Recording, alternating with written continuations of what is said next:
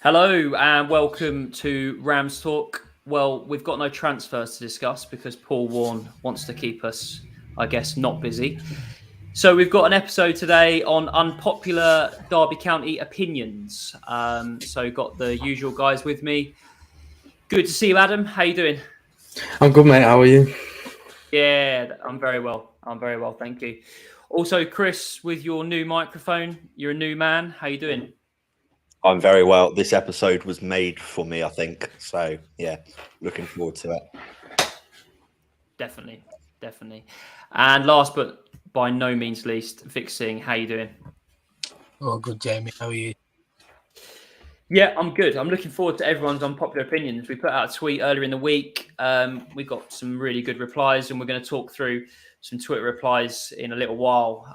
But Adam, I'm going to come to you first. You're kicking it off. You've been thinking about it for a week. Give me your first unpopular Derby County opinion. I think my first one has to be Jason Knight, one of our academy products, is one of our best academy products in recent years. And we won't realise it until it's too late, until he's left. I think the engine he is in midfield, and everybody talks about his running, but I think what he can do at the back and also going forward in terms of being almost like a box-to-box midfielder. We've seen he can score goals, but we know how good he is at tracking back and putting in the effort. I think we'll really miss him when we lose him. I know a lot of people said last season he had an average season, but I still think he's going to go on to play Championship Premier League football. And I think when we lose him, because I think at some point we will in the near future, I think we'll miss him a lot and we won't realise it until it's too late. Because this season, I think when he was injured or he was out of the team, we struggled a bit without him in the midfield. Then when he came back in, he had a big impact. So I think he's probably one of our best academy products in maybe the last 10 years. Well, it's a good job you didn't reply on Twitter because you definitely would have run out of characters. Quite a long unpopular opinion. Chris, I know you're a Jason Knight fan. What do you reckon to that? Sorry, but I've got to agree with everything he said. So I don't think it's that unpopular. I think he is the best academy product we've had since Will Hughes. Fair? Vic? So, yeah. Please be on my side, Vic. I disagree. I don't think we'll miss him. I think for all the running he does, his goals and assists aren't reflective of being a very good player. I think he will become a good player, like Championship, Premier League standard, maybe. But for us, I don't think he's really cut the mustard. Yeah, I agree. And to be honest, one of my unpopular opinions was about Jason Knight, so I'm not going to say it now. But I honestly feel like this season, potentially, and mine's going to be massively unpopular, I think Liam Thompson in that right wing back position could have got the same amount of assists and goals potentially. I mean, Liam Thompson scored in the FA Cup, didn't he? But I think we all look at Jason Knight, and just because he runs and he puts his all in for the shirt, which, you know, I don't deny that, we're all thinking he's somebody that he's not. I don't think we'll miss him. Adam, it's your unpopular opinion, so I'll let you come back for the final comment on this. I think that's a big call to say Liam Thompson in that right back position. I'd like to see that happen. But Jason Knight, I know this season, some people might have said he had an average season, but I think there's a lot of players who could have had better seasons this season. But I still think he's one of the most underrated players in the side. When he was out this season, we struggled massively. We had nothing in terms of the transition. We know we've got some luxury players who are really good going forward, but they're only as good going forward if they have Jason Knight in the midfield, because a lot of things went through him. I know he ran a lot. I know he does run a lot, but I think his work at the back and also going forward, because he can do both in terms of staying back and going forward. I think we're going to miss him massively. We saw it this season. So I'm going to say I think he's one of the most underrated players in the starting 11. Absolutely spot on. Well, we will see. I mean, I don't think that he'll play in a Derby shirt again, in my opinion. If he does, I'll be very surprised. So, Chris, we didn't agree on that one. Let's see if we agree on this one. What's your first unpopular opinion? Oh, I doubt it. I've been looking forward to this all week. So, my unpopular opinion, my first big one, and I've thought this all season, if we had appointed Carl Robinson when before Liam Rossini was given the caretaker role, so if we'd appointed Carl Robinson when David Clowes took over, we would be a Championship club now. That is my opinion. Vic, coming to you. What are you thinking? Don't know. Carl Robinson never really entered my mind, so I wouldn't have thought of him in that way. I mean, he's got the promotion with MK done, so I can see Chris's point, and he does play attractive football. And with the squad we have, I can see the points that he's made. However, I'm not sure if he would have took us up, just because I think we probably needed that season of transition in League One. It might be a blessing in disguise not to have gone up first time round, but I don't know. I don't think Carl would have been the right person at that time. Adam? I think it's difficult to say that I think any manager would have took us up this last season, but would Carl Robinson have got a bigger squad? That would be my main point. And I think if maybe he had, like Vic said, with the promotion with MK Dons, he might have done, but I got to disagree with Chris. I don't think we would have gone up with Carl Robinson, if I'm going to be honest. I'll take everything I said about Jason Knight back. You're wrong. Yeah, I have to agree with these two, to be honest, Chris. I think Pep Guardiola wouldn't have got us up last season, to be honest. I think it was just destined that we stay at this level for another season. I'm glad it's Paul Warne. I'm sure we'll probably speak about him later in the episode. We've got some fan comments on Paul Warne, but yeah, I think we would have just finished in League One had it been Carl Robinson. But who knows? Maybe he'll be on the list of next potential Derby County managers if and when that job comes up again. Vic, what's your unpopular opinion?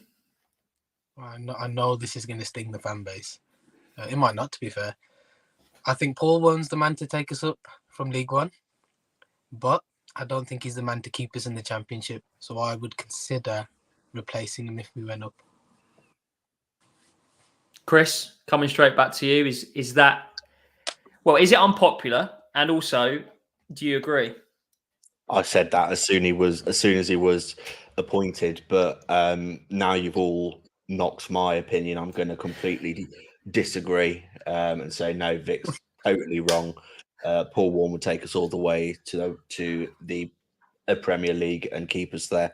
So no, sorry, Vic. Adam, I guess a lot of people will think. I think a few people will think what Vic is saying there is true. The fact of the matter is that he's done well at kind of promoting teams out of this division. He did well an extent with Rotherham before he came to us, but he probably hasn't got the pedigree at the moment to get a team from the Championship to the Premier League. Do you agree? Yeah, I agree, but I think we have to remember he's a pretty inexperienced manager. Rotherham, if I'm correct, was his only first-team manager job, taking them up out there. He's part of the coaching staff there for a while. I'm going to have to disagree with Vic. I'm a sucker for Paul Warne. I think this is probably, it's a massive job for him. If he takes us up, I think with the players that we have, hopefully the resources we'd have if we went up and the pull we'd have, he'd be able to keep us up and we'd be able to progress with him, if I'm going to be honest. I think the size of the club we are, I don't like to play on that, the size of the club we are, but it does help attract players. But I'd have to disagree with Vic. I'd keep Paul Warne and I think we'd stay up pretty comfortably. I'm not sure if anyone can help me here because I'm trying to think of any manager who's been promoted and then sacked. I'm not saying left for another club, but I can't remember any manager who's been promoted in the EFL and then sacked. As in straight away, like without not playing a game or something? Yeah, and I think for me personally, the only time I would have done that was when we went up in 2007. If we'd got rid of Billy Davies as soon as we'd gone up, who knows what would have happened. But of course, you just don't do that, do you? So, but I don't think any manager has been sacked after being promoted. Be an interesting one, wouldn't it? It's quite ruthless. I mean, you've achieved what you've achieved, and then you get the tin tack. I don't think that seems very fair. It definitely doesn't seem like the kind of thing that David Clowes would do, but who knows? We didn't really see Rossini going at the time that he went. So yeah, let's see what happens. Right, I'm going to give you my unpopular opinion. It is about Paul Warne as well, so we'll stay on the subject of Paul Warne. I mentioned this in the group chat. This was, I think, Tuesday, Wednesday, or something to this extent. For me, I think if we are achieving the things that we want to achieve in League One next year and Norwich are struggling, I can see Norwich coming in for Paul Warne, and I think that is the only team that he leaves us for, given that it's the team that he supports. Adam, what do you think? I got to disagree. I disagreed in the group chat. I think with the contract we gave him 4 years, he'd only be in, 1.5 years into that 4-year deal. I know Norwich is the club he supports, but also Norwich, they're not a club that's going to spend money. I know that. And I think buying Paul Warne out of his contract would be a big risk for them. They do like to go for the underrated manager, I would like to say. But I think even if Norwich is struggling, I don't think Paul Warne leaves them. I'm sure Paul Warne had job offers while he was at Rotherham. When he was doing well and he didn't leave, so up until he came to us, so I don't think he'd leave for Norwich even if they were struggling. I don't think he'd leave for Norwich if they're in the same division. And he still had 2.5 years in his contract, to be honest. Fair. Chris, agree, disagree? It absolutely kills me to say this, but I actually agree with you. And you don't know how much that hurts, because I never agree with you. But I can see if we're storming League One next season, Norwich are looking like they could mount a playoff push, but need a little bit of a fresh spark. I can see Warne going there. Vic, if you're managing in League Two for, trying to think of a League Two club now, don't even know that lowdown. Let's go Walsall. Walsall. Let's go Walsall. And Derby come in for you. You're a Derby fan. Surely you're taking the job. If your home team come in for you, surely you're taking the job. 1,000,000%. But in regards to your opinion about Paul Warne, I don't even think he'd make Norwich's radar, if I'm honest. Just because I think the pull that Norwich would have as a club, would they be really looking at someone like Paul Warne, or would they be looking at someone a bit more, I don't know, more experienced maybe? And with the money that they may have behind them or may not, just the pull of the club itself, I don't know if they'd really target Paul Warne as such. But I can understand the same point. So I could understand if he did go to Norwich because of that, but I don't think he'd be on their radar. But Norwich aren't even the biggest club in East Anglia, are they? Thinking about it. But no, I agree. I do think he could go to Norwich. That's Cambridge United, surely. Yeah, I mean, it's one of them. I think if they were to stay, Norwich typically they are that yo-yo club, aren't they? They're up and down. But I think if it was a situation where they were struggling next season and they needed, like Chris said, a bit of a change of manager, a change of direction, then potentially it'd be considered. And I think you always look at managers in the league below and think that they can make that transition up. So let's hope we keep him. I'm a Paul Warne fan, so I'll definitely hope that we keep him throughout the season. And I think actually looking at that division next year, we should be in that top two.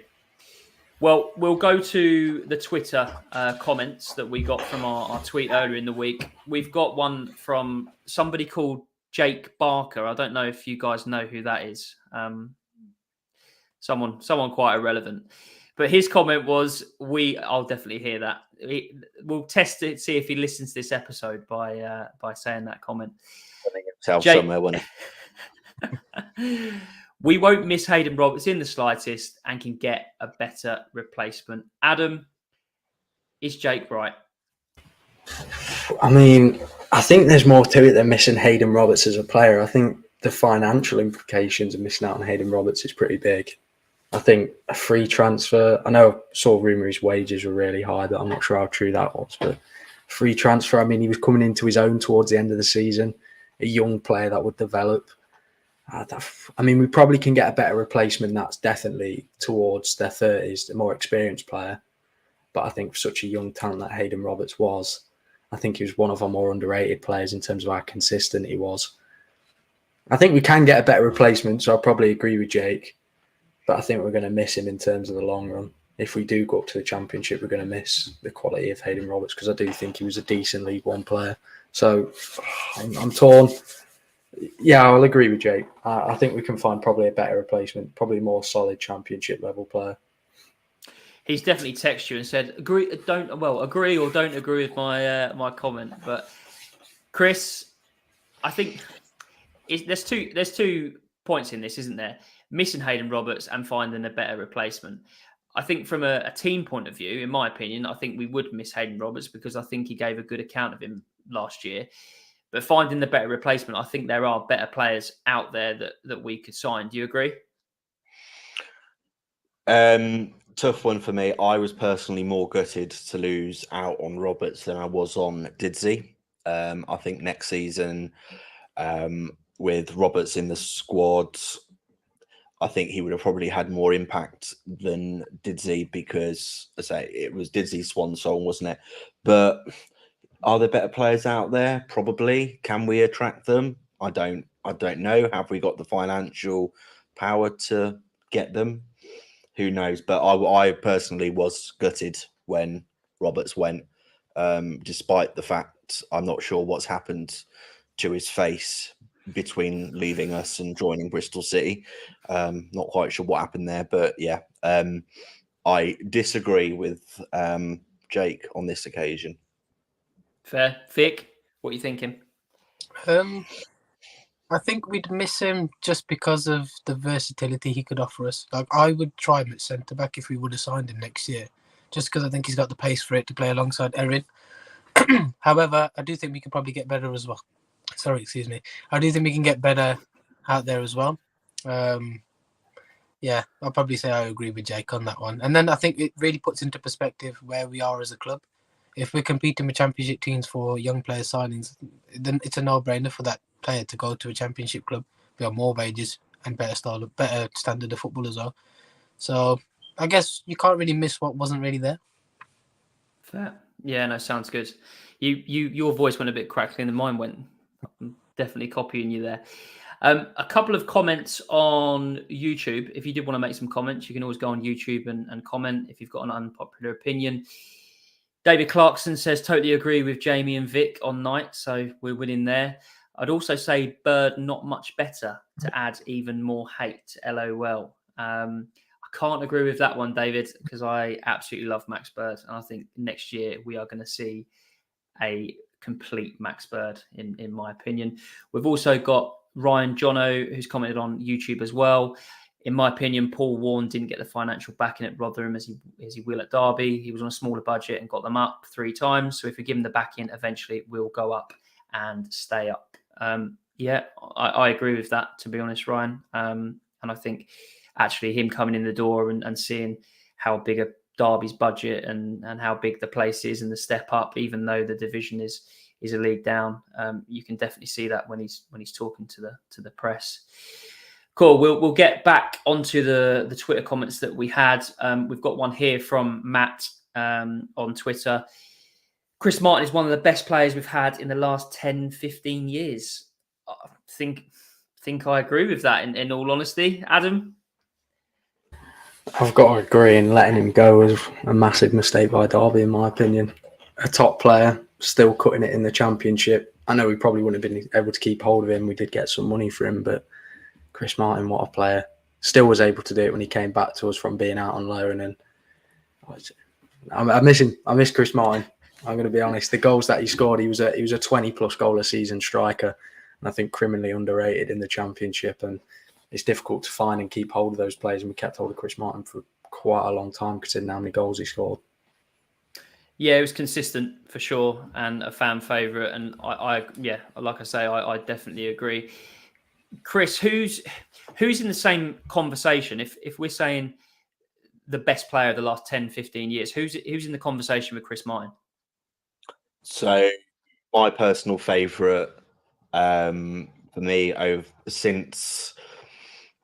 probably since 2012, last 10 years, I would say Jamie Ward has been one of my favourite players. I loved him. I just thought his energy, his enthusiasm, he was 4 foot and a fag butt tall. He was brilliant. He would be right up there. Obviously, you've got to talk about the likes of Will Hughes. Johnny Russell was always a fan's favourite. And then you think of the ones who could have been brilliant. And if you think George Thorne had lived up to everything and hadn't been injured, I think without doubt he'd be up there with one of the best players we'd probably ever had. But obviously injury put pay to that. But yeah, I'd agree with Chris Martin. I think we signed James Collins hoping he'd be a bit of a James Martin, a bit of a Chris Martin replacement, but I think he's more of a Chris Martin you get from wish.com, isn't he? Let's be honest. Yeah, it's true. It's true. I don't think, to be honest, I don't think if someone come through the door and impressed Derby fans as much as Chris Martin did, I think they'd be a fantastic player. And for what it's worth, I would absolutely have Chris Martin in this team at the moment, to be quite honest. Vic, agree? Yeah, I agree with that. I think I'm slightly older, so I remember some of the older days. But in the modern era, Chris Martin's probably one of the best players we've had. And just to add another player onto Chris's list, we forgot to mention Craig Bryson. I think he'd be in that bracket as well. We talk about Jason Knight and the energy and the running he does. If he could produce what Craig Bryson did in that season and slightly bit after that as well, we'd rave more about Jason Knight. So, yeah, I agree. Chris Martin's the most consistent striker I've seen in the last 10, 15 years to play for Derby. Awesome. We've got Jacob's comment. So, Jacob Hackett, Richard Keogh was a cracking centre-half.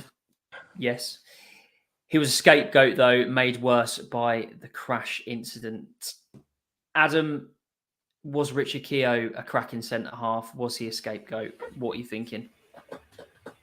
I think he was a good centre-half. I was talking to a Leeds fan quite recently, and he said, we were talking about Derby over the years, and he said Richard Keogh was a solid championship player and a player that probably could have got into the first team squads of teams in the top 10 while he was with us. He was a solid player. Yes, he had errors in him, but all top championship players had errors in them. I don't think he was Premier League by any mile. I don't think anybody would say he was Premier League, but I think he was a good championship defender and one that was always there and was pretty solid throughout his time, and was probably the reason half time we had so many playoff attempts, because of how he acted in the changing room and dressing room in terms of getting the squad together and everything like that. So I do think he was a great centre half. I'm not sure if he was made a scapegoat. I think if we talk about it in terms of football and forget about the crash, I think he made errors. Very clear. There was a lot of errors in terms of his football, which meant that resulted in goals, and unfortunately they resulted in big moments. So I don't think he was a scapegoat. I think the errors he made were due and warranted. I think but made worse by the crash incident. It's difficult and touchy subject to say, isn't it? I don't think I'm the best one to comment on that. I'm not too sure on that, to be honest. That's fair. Chris, obviously, I mean, in my opinion, he's probably one of the best centre-backs that we've had. When we're talking about Chris Martin over the last 10, 15 years, I think Richard Keogh is probably one of the best centre-backs we've had at this club over the last 10, 15 years. I think the scapegoat part of Jacob's comment maybe comes from the QPR game at Wembley, which I keep seeing on TV. I try and avoid that game at all costs, but you always see it somewhere on Twitter or TV. That's or what he'll always like be. Sadly, that's what he'll always be remembered for. That Zamora moment and the car crash. I've not got too much to say on him. My only opinion is that he should have been joined out of the door by Mason Bennett and Tom Lawrence at the time, but that's been and gone. Yeah, I thought he was one of the best centre-backs in the Championship during that 13-14 season when we had Steve McLaren, and how that team didn't get up. Absolutely criminal. But he will always be remembered for that moment, won't he? Those two moments, yeah. I guess the crash incident and also the QPR moment. Obviously, we've seen him back since, I suppose, he's left here. It still seems like he's got a bit of an affiliation with the club. We had that moment, Blackpool away, where he was obviously on the pitch and Derby fans were seeing Keogh. Keogh has a player split the fan base over the last 10, 15 years like Richard Keogh, Vic? Yeah, Tom Ince. I disagree. I think Richard Keogh definitely split the fan base on more than one occasion. But like Chris said, though, he's going to be remembered for the mistakes he made, because the mistakes he did make were the very costly ones. But I agree, he was actually a good centre-back, maybe one of the better ones that we've had over the last 10 to 15 years. But he always had that mistake, and his mistakes were always ones that cost us. So, yeah, I don't know. And then if we talk about the crash incident, I agree with what Chris said. if we were going to get rid of Keogh, we should have got rid of the other two. And I also heard that he was a bit of a maverick in the changing room as well, from depending on what you hear from sources and stuff like that. Maybe Keogh wasn't as innocent as we think. Dun, dun, dun. Vic with some inside scoop there on Richard Keogh. No, I agree. I just think back of Richard Keogh, and I just feel desperately sorry for the situation that it led to. But no doubt I agree with Jacob that he's definitely a cracking centre half. We've got another one, a bit of a longer one here. Will Ollinson on Twitter: Nigel Pearson could have probably been a good manager, decent manager with us if it wasn't for Mel's meddling and spying on training sessions and players not playing for him. So we all know the situation with Nigel Pearson. And we all know the reports as well that came out with Mel's security cameras that were focused in on training and different things like that. Adam, Nigel Pearson. Some of the worst football I've watched in the last 10 years of having a season ticket at Derby, if I'm going to be honest. My personal opinion following that, just didn't work for him, did it, really, in terms of the style of play we're going for? I remember we won away at Preston, but it was still an awful game.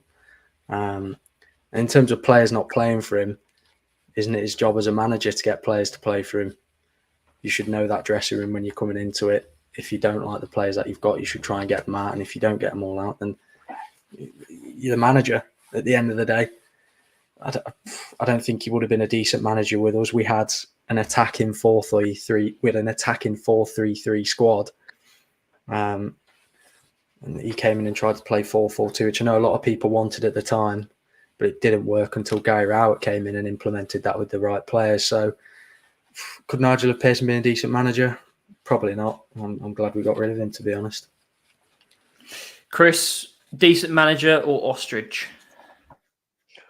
Well, I don't think it helped, did it, when he was when it was reported that he'd bedded Chris Martin's wife?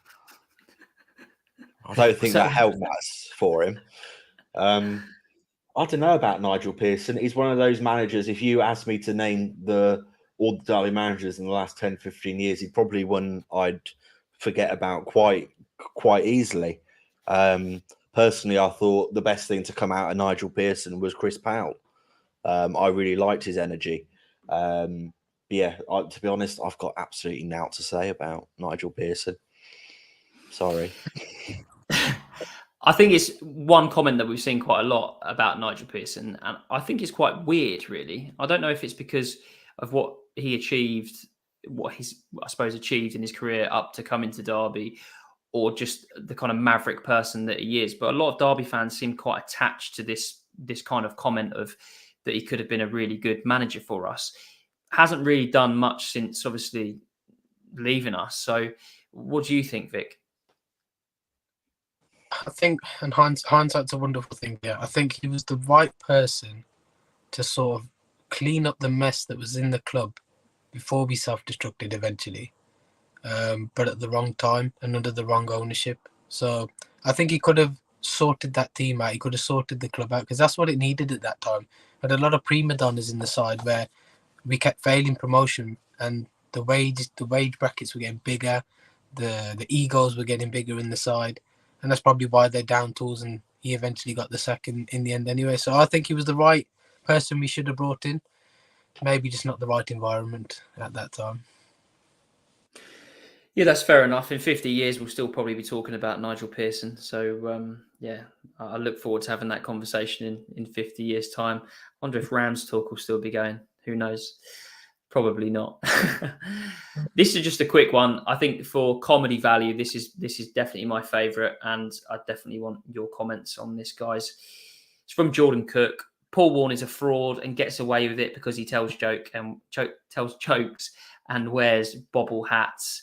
Well, he definitely tells jokes and wears bobble hats.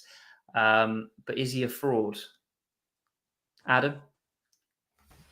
No, I don't think he's a fraud. I think what you see with Paul Warne is what you get. An honest manager who'll try and play his way and try and get the players on board. So I don't think he's a fraud. Like I said, I think what you see is what you get. And don't think Jordan quite likes Paul Warne's bobble hats, to be honest.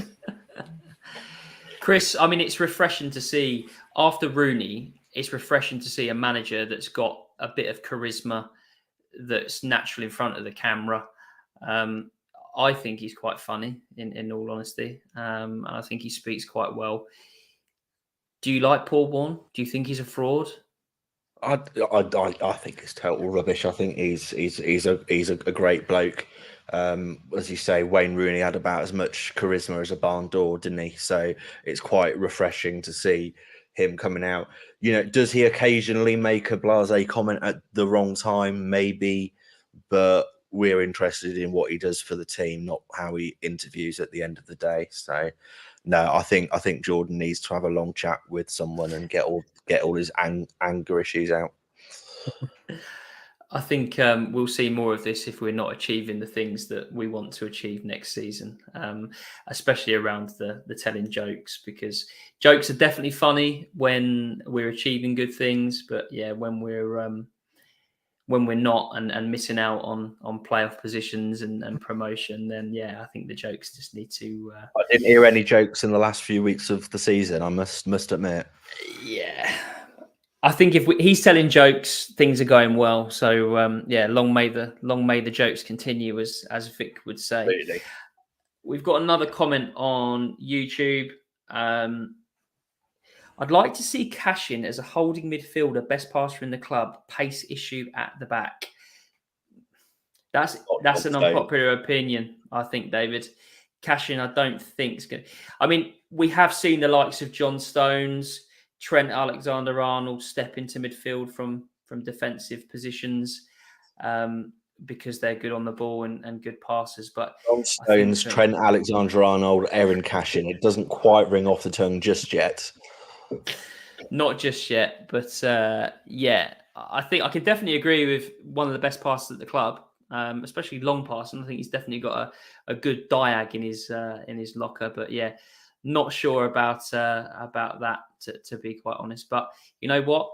If we see it next season, then and we're wrong, then we'll be coming to you and saying you were right. We'll finish up, I think, with one last Twitter comment. Let's have a look at this one, which I quite like. I think we're all probably going to agree with this one if I'm hazarding a guess. So Jack Couchman has said, David Clowes sells us if we step foot in the Championship. Adam, do you agree with that? Absolutely, 100%. I think David Clowes, I think he said when he first took us over that he's here to stabilise us. I don't think at any point he said he's going to stop pouring in the millions, take us up to the Premier League and hang on to your hats. I think David Clowes does definitely sell us when we go up. I think that's definitely his plan. I don't think his plan is to keep hold of us 20 years and start saying he's going to be taking us to the Champions League anytime soon. Yeah, I think for me, I've just got this image of him returning to his seat in the North Stand and people singing "Give Us a Bounce" and him bouncing and waving and being like that. So yeah, I definitely agree. Would it be the right thing to do though? I guess. I mean, he may have got a bug for it. He may have been able to balance his business as well as ownership of a football club. We don't know. But Chris, do you see him selling if and when we make that jump up to the Championship? I hope not, because I've just got visions of him in the North Stand and Chris Kirchner in the director's box. It's you know, he'll be in jail by then. Let's just keep it stable. And my thing would be if we step foot in the Premier League, that's when he sells us. I just want everything to be as it is at the moment. I don't want another 12 months of takeover talk and Mike Ashley being bandied about and some Middle Eastern Dubai billionaire who wants to turn Pride Park into I don't know, but I just want us to keep everything as it is for now. Thank you very much. That's fair. Vic, do you agree if we step foot in the Championship that he'd sell? Well, we become a more interesting proposition for potential owners. But I think if we stay in the Championship a year, I think he'll sell after that. So if we go up, stay in the Championship for a year, I think he'll sell after that. Not just because he wants to make his money, but maybe he'll see bigger things for the club, and I think he'll probably take a back seat, maybe have an ambassadorial role, or maybe stay on the board, maybe. But I think we'd have to destabilise in the Championship for him to sell us. Yeah. I think the good thing with him being the owner now is that I don't think he's going to give it to anyone that's going to put us in the same shape as what Morris did.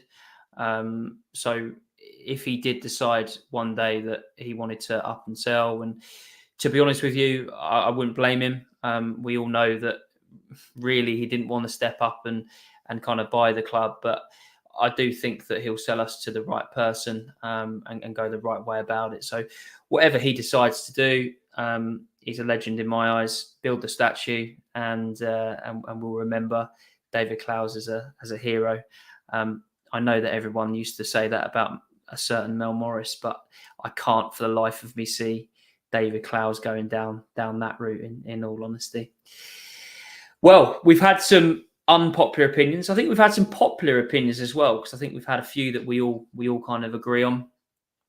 What's safe to say is that this episode was quite easy to do, given the amount of stuff that's happened over the course of the last, well, even over the course of the last 3 years, in all honesty. But some cracking unpopular opinions there, and thanks for everyone on Twitter for getting involved in that. We've got some more content coming up over the course of pre-season, so watch out for other ways to get involved on Twitter.